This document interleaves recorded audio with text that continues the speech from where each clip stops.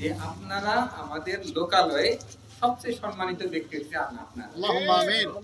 আপনারা ডাক্তারিও করেন, মানুষজন হুজুর একটু পানিতে ফু দিয়ে দেন, আপনারা ফু দিয়ে দেন, মানুষ পরম বিশ্বাসে ওই পানিটা খাওয়ায়, আশা করে যে আল্লাহ এর মাধ্যমে রোগ মুক্তি ঘটাবে।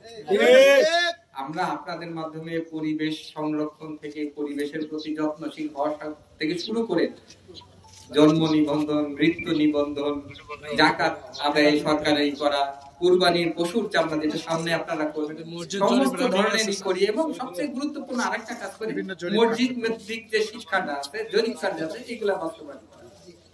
আমরা এটা স্বীকার করি, আপনাদের অবদান অনস্বীকার্য এবং জাতির গঠনে অত্যন্ত গুরুত্বপূর্ণ ভূমিকা আপনারা পালন করেন। মানে আপনি যদি মনে করেন যে আপনাদের দাবিটার সাথে একাত্মতা প্রকাশ করা দরকার, আপনাদের দাবির সাথে আমিও একাত্মতা প্রকাশ করি।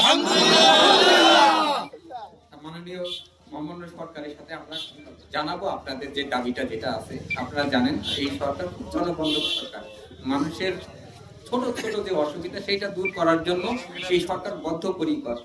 এই সরকার দেখেন, এই যে এইবার যে ধানের দর নির্ধারণ হইলো এই প্রথমবারের মতো, যে সমস্ত ছোটখাটো বিষয়গুলো বিবেচনায় নিয়ে ধানের দাম নির্ধারণ হয়েছে, ইতিপূর্বে হয় নাই। আমি এটা বলতেছি যে সরকার খুবই জনবদ্ধ, এই দেশের মানুষের সত্যিকারের ভালো চায় এবং অসুবিধা তারা দূর করতে চায়।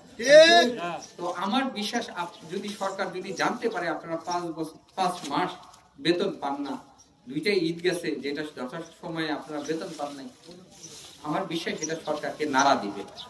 কারণ আমরা চাই না আমরা সারা দেশ আনন্দ করবে, আমার 88,000 ইমাম আছেন, তারা আনন্দে শরীক হইতে পারবেন না। আমরা জাতীয় উৎসব বলি যে আমাদের সবচেয়ে বড় 2টা উৎসব, তার মধ্যে একটা চলে গেছে আর একটা সামনে আছে।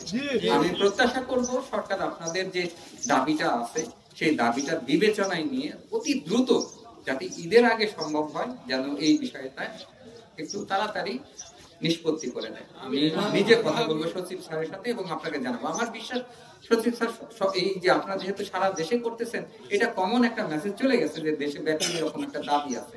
তারপরেও আমি ইসলামী ফাউন্ডেশনের মহাপরিচালক সহ সবার সাথে কথা বলবো যাতে আপনাদের দাবিগুলো আদায় করা যায়। আমরা আপনাদের সাথে আছি। আপনারা সরকারের অন্যতম গুরুত্বপূর্ণ অংশ, সরকারের বিভিন্ন সফট যে কর্মসূচিগুলো আপনারা বাস্তবায়নে অতীব গুরুত্বপূর্ণ ভূমিকা পালন করেন। সরকার এটা জানে, সরকার এটা বুঝে, যাতে দ্রুত এই বিষয়ে ব্যবস্থা নেওয়া যায় আমরা অনুরোধ করবো সরকারের কাছে।